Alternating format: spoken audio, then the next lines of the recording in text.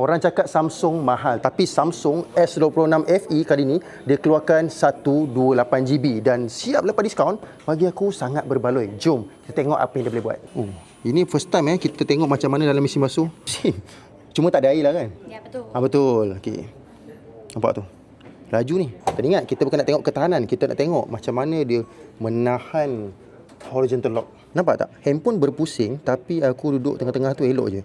Di situlah nak tunjukkan kestabilan horizontal lock daripada S26 FE. Dengan AI, dia akan reframe macam mana yang korang nak. Okay? Nampak tak? Dalam video ni ada dua orang. Kita nak fokus pada seorang saja. Okay? Kita pilih seorang ni. Okay? Dia akan analyse. Nampak? Memang laju. Kena ada internet lah. Okay, nampak tak?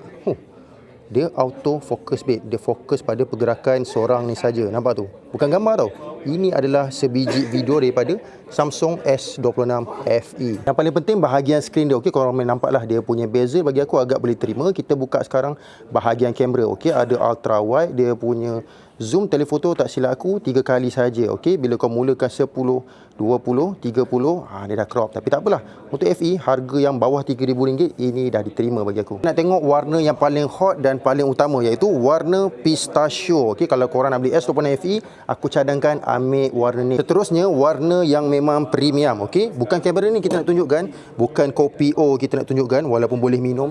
Kita nak tunjukkan warna graphite. Okey, ini warna yang orang yang low profile lah, tak nak menyelah sangat. Ini memang sesuai. Terakhir warna ke arah buah-buahan dan pastry. Warna apa? Cuba teka.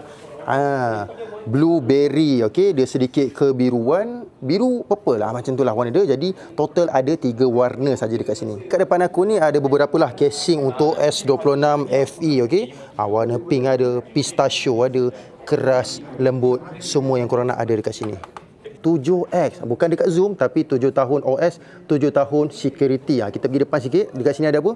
Ada model Ultra, ada model Plus, ada model biasa dan kehadiran adik baru.